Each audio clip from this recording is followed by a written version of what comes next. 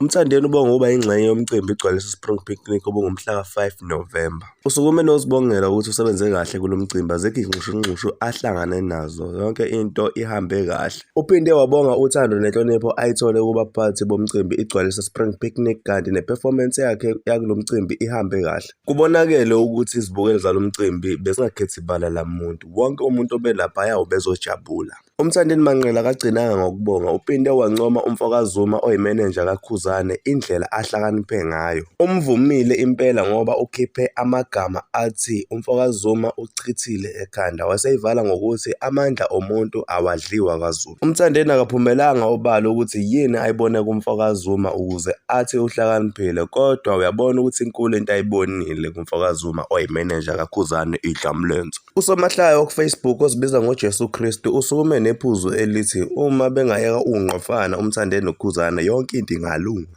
Abanye basiphawulele bathi le nto yenziwa uMthandeni ikhombisa ubudoda yokuthi uyakwazi ukuncoma into enhle.